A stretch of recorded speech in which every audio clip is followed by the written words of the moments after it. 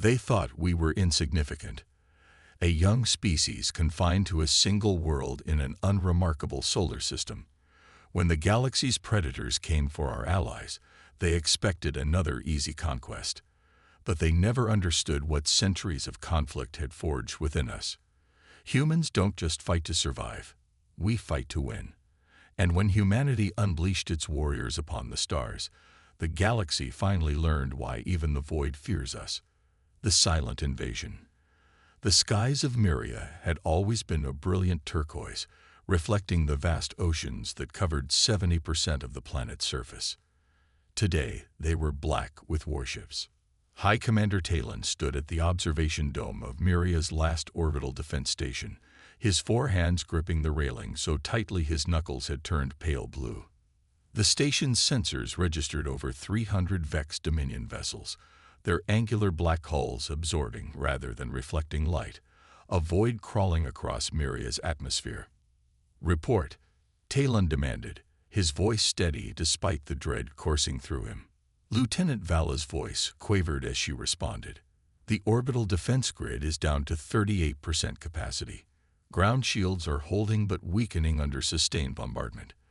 The civilian evacuation is only at 57% completion." She paused, swallowing hard. We won't be able to save everyone, Commander." Talon closed his outer eyes in a brief moment of grief while his inner eyes remained fixed on the tactical display. The Vex Dominion had arrived 3 days ago, their demand simple: surrender or be annihilated. The Myrians were a peaceful race, scientists and artists who had only recently ventured beyond their solar system. Their defensive capabilities were designed for asteroid deflection and space debris, not warfare. "We've lost contact with the western continent entirely," announced Captain Mavis from her communications station. "The Vex have deployed ground forces there. Reports indicate—" She hesitated, her voice breaking. "No survivors." A heavy silence fell over the command center.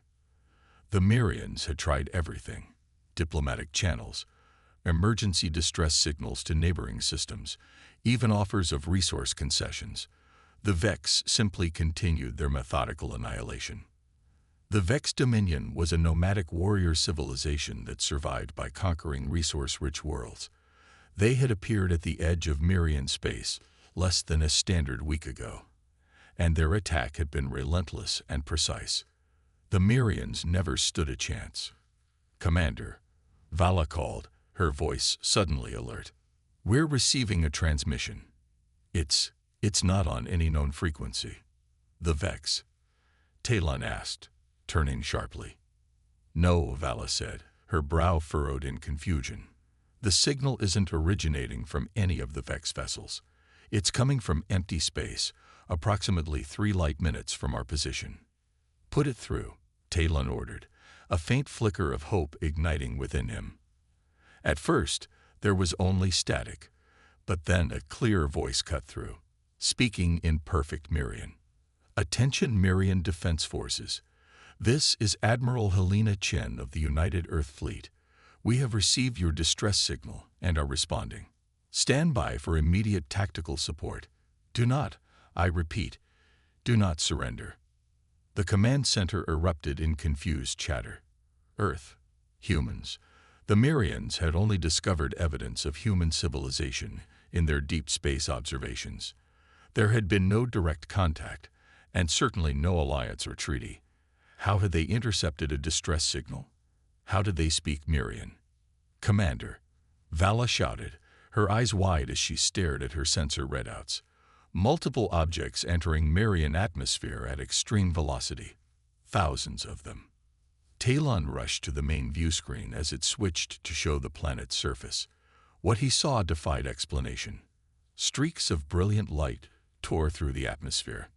Not missiles or energy weapons, but what appeared to be drop pods. They plummeted toward the planet, their trajectories taking them directly to the areas where Vex ground forces had established footholds. "Are those soldiers?" Captain Mavis whispered in disbelief. The pods struck the surface with devastating force, but instead of random destruction, they landed with surgical precision, each one targeting Vex positions. The impact sent shockwaves across the landscape, visible even from orbit. Then the pods opened. From the orbital cameras, Talon could see figures emerging from the smoke and debris. They wore armor unlike anything he had ever seen. Not the bulky exoskeletons of Vex warriors, but sleek, form-fitting suits that seemed to absorb and redirect light. They moved with impossible speed and coordination, each soldier operating both independently and as part of a perfect whole. The humans had arrived, and they were nothing like the peaceful Mirians. The Vex ground forces, caught completely off guard, began to fall back in disarray. Their usual methodical conquest had turned into a desperate scramble for survival as the human soldiers cut through their ranks with terrifying efficiency. "Commander," Lieutenant Vala called out, her voice filled with a mixture of awe and apprehension. "The human fleet, it's arriving." The view screen shifted to show empty space suddenly tearing open, not in the chaotic manner of Vex wormhole technology, but in perfect geometric patterns. Through these precisely calculated ruptures in space-time emerged the ships of the United Earth Fleet. Unlike the angular, intimidating design of Vex vessels, human ships were smooth and streamlined, resembling predatory marine life from Earth's oceans. Their hulls gleamed with a material that seemed to shift colors as they moved, making them difficult to track visually. "By the celestial tides," Talon whispered. "How many are there?" "I count 73 major vessels and hundreds of smaller craft," Vala reported, her fingers flying across her console. "They're deploying in a formation I don't recognize. It's like they're herding the Vex fleet." True enough, the human vessels were positioning themselves in a complex three-dimensional pattern, forcing the Vex ships to cluster together or face immediate engagement. It was a strategy Talon had never witnessed before. Not conquest or destruction, but control of the battlefield itself. The largest human vessel, a behemoth that dwarfed even the Mirian defense station, moved into position at the center of their formation. Its bow split open, revealing what appeared to be a massive energy weapon. "Incoming transmission from the human flagship," Captain Mavis announced. Admiral Chen's voice filled the command center once more. "Mirian Command, please be advised that we are about to engage our primary disruption system. Your technology may experience temporary interference. This is normal and systems will recover. Please maintain your current orbital position." Before Talon could respond, the human flagship fired. But instead of a destructive beam, it released a pulse of energy that washed over the Vex fleet like a wave. Instantly, the Vex ships went dark, their systems completely disabled. What did they just do?" Talon asked, stunned by the display of technological superiority. "I don't know," Vala admitted. "Our sensors indicate the Vex ships are intact but completely powered down. It's like their entire energy grid was reset. On the surface, the battle was transforming into something else entirely. The human ground forces had established complete dominance over the Vex invasion troops. What had been a one-sided slaughter of Mirians was now a coordinated human offensive that the Vex had no answer for. "Commander," Captain Mavis said, her voice suddenly urgent, "we're being hailed again. Admiral Chen is requesting permission to board the station." Talon hesitated only for a moment before nodding. "Grant permission immediately. Prepare a welcoming party." As the command center rushed to prepare for the arrival of their unexpected saviors, Talon remained at the observation dome, watching as the tide of battle shifted completely in a matter of minutes. The Vex Dominion, which had terrorized this sector of space for generations, was being systematically dismantled by a species the Mirians had never even met. Talon didn't know whether to feel relieved or terrified. These humans had appeared from nowhere, with technology that made the Vex look primitive. They fought with a precision and ruthlessness that shocked even a race familiar with Vex brutality. What kind of species were these humans, and what would their arrival mean for the future of the galaxy? The alliance forged in fire. Admiral Helena Chen was not what Talon had expected. Standing at the airlock as it cycled open, He had prepared himself to meet a towering warrior race, perhaps genetically enhanced for combat. Instead, the human who stepped through was barely taller than an average Marian, with features that seemed almost delicate. Yet there was something in her eyes, a focused intensity that made Talon instinctively straighten his posture. "Hi, Commander Talon," she said, extending a hand in what he recognized from briefings as a human greeting gesture. "Admiral Helena Chen, United Earth Defense Force. I apologize for arriving unannounced, but there wasn't time for formal introductions." Talon clasped her hand awkwardly with his upper right arm. "Admiral Chen, the Marian people owe you a debt we can never repay. But I must ask, how did you know we were under attack? Earth is nearly 40 light-years from Myria." Admiral Chen's expression remained neutral as she gestured toward the conference room. "Perhaps we should discuss this privately, Commander." Once inside, with only Talon's most trusted officers present, Chen activated a small device that projected a holographic display of the surrounding space. "Earth has been monitoring the expansion of the Vex Dominion for the past 15 years, she explained. "We've been establishing a network of quantum entanglement relays throughout this sector, undetectable by current technologies, including yours. When your distress signal was broadcast, we received it instantaneously." "But why help us?" Captain Mavis asked. "We've never had contact with humans before." Chen's eyes hardened slightly. "The Vex represent a philosophy of existence that is fundamentally incompatible with human values. They consume without creating, destroy without purpose. Their expansion would eventually reach Earth, and we prefer to confront threats before they arrive on our doorstep." Talon felt a chill at her words. The calm, calculated way she discussed the annihilation of an enemy force spoke volumes about human nature. "The situation is not yet resolved," Chen continued, her hologram zooming in on a massive Vex vessel that had remained at the outer edge of the battle. "That's their command ship, the Dominion Dreadnought. Our EMP weapons temporarily disabled their fleet, but the Dreadnought has redundant systems that are already coming back online. When it does, it will attempt to rally the remaining Vex forces." "But your weapons," Talon began. "Won't work a second time," Chen interrupted. "The Vex adapt quickly. That's why we need to take more permanent action." The hologram shifted to show a tactical plan that made Talon's skin pale. The humans weren't just planning to repel the Vex. They intended to eliminate them entirely. "Admiral," Talon said carefully, "the Myrians are a peaceful species. We've never condoned genocide, even against an enemy as brutal as the Vex." Chen's expression softened slightly.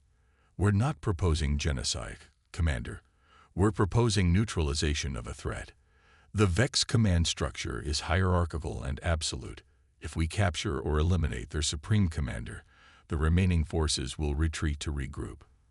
That gives us time to establish proper defenses for Myria and potentially negotiate from a position of strength." Before Talon could respond, Lieutenant Vala burst into the conference room. "Commander, the Vex Dreadnought. It's powering up its main cannon. They're targeting the capital city." Chen was instantly in motion, tapping her wrist communicator. "Striker teams Alpha through Delta. Commence Operation Thunderbolt. Hammerfall units. Provide orbital support." On the main view screen, Talon watched in horror as the massive Vex Dreadnought's weapon systems came to life, a sickly green energy building at its forward array. Then, seemingly out of nowhere, a dozen smaller human vessels appeared directly in the Dreadnought's firing path. They were not evading. They were intercepting. "Admiral," Talon exclaimed, "your ships." Chen didn't even turn to look at the screen. "Shield ships, designed to absorb and redirect energy weapons. They'll hold." True to her word, when the Dreadnought fired its planet-killer weapon, the human vessels didn't try to dodge. Instead, they formed a perfect geometric pattern, each ship extending energy fields that connected to create a massive shield. The Vex weapon struck this barrier with enough force to make the station shudder, but it held. What happened next defied explanation. The human ships didn't just absorb the attack. They channeled it, redirecting the energy back at the dreadnought in a concentrated beam that carved through its outer defenses. "Now," Chen said calmly into her communicator. From the planet's surface, hundreds of smaller objects launched upward. Not ships, but what appeared to be individual soldiers in specialized flight suits. They ascended with impossible speed, reaching the damaged dreadnought in minutes. "Are those people?" Mavis asked in disbelief. "Our breach teams," Chen confirmed. "Elite soldiers trained specifically for ship-to-ship combat in vacuum conditions. They'll board the dreadnought, locate the command center, and either capture or eliminate the Supreme Commander." Talon watched the screen in stunned silence as the human soldiers landed on the dreadnought's hull. Rather than searching for airlocks or entry points, they simply cut through the metal with handheld weapons that burned with blue-white intensity. "How can they fight in space like that?" Talon finally asked. Chen smiled for the first time, a small, tight expression that didn't reach her eyes. "Humans evolved on a world with extreme environmental variations. We've been adapting to hostile conditions since before we developed technology. Space is just another environment to overcome." The battle for the dreadnought was brief but intense. The human soldiers moved through the Vex vessel with the same deadly efficiency they had displayed on the ground. Within 20 minutes, they had breached the command center. "Target acquired," came a transmission over Chen's communicator. "Supreme Commander in custody. Resistance has been neutralized." As predicted, once the Vex leadership was captured, the remaining ships that had managed to restore power began to retreat, jumping into wormholes that collapsed behind them. The battle for Myria was over. In less than 3 hours, humans had accomplished what the Myrians could not have done in a lifetime. As the adrenaline of combat faded, Talon found himself studying Admiral Chen with new understanding. "You knew exactly how the Vex would respond," he observed.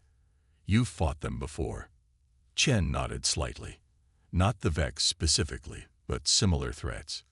Humanity's history is complicated. We spent most of our development fighting each other, perfecting the art of warfare against opponents who thought exactly like we did. When we finally achieved unity and looked to the stars, we found that our greatest weakness had become our greatest strength." "Which is?" Talon asked. "We understand conflict on a fundamental level," Chen replied.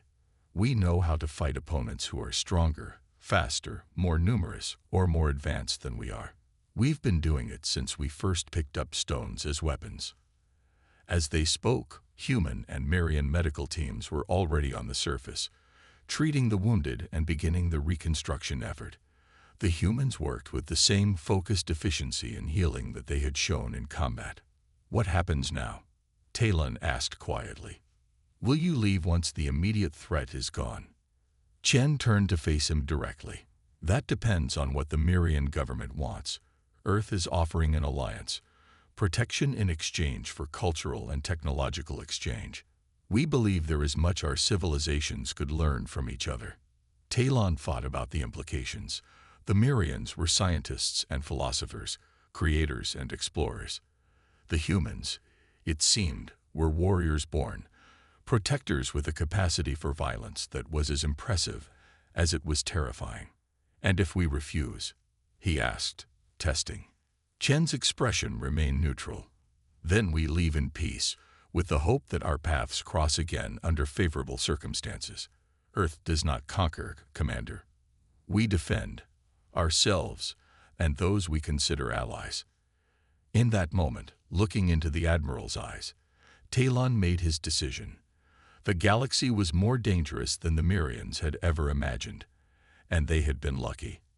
Next time, humans might not be there to save them, unless they were allies. "I believe," Talon said slowly, "that the High Council will be very interested in discussing this alliance, Admiral Chen." For the first time, Chen's smile reached her eyes. "I'm glad to hear it, Commander. I think this is the beginning of something remarkable." As they stood together, watching the combined efforts of humans and Myrians working to heal a wounded world, Talon understood what had happened today. The Myrians had glimpsed the truth about humanity, a species forged in conflict, tempered by adversity, and driven by an unyielding determination to overcome any obstacle. The galaxy would never be the same again. Humanity had arrived on the galactic stage, and neither friend nor foe would ever underestimate them again.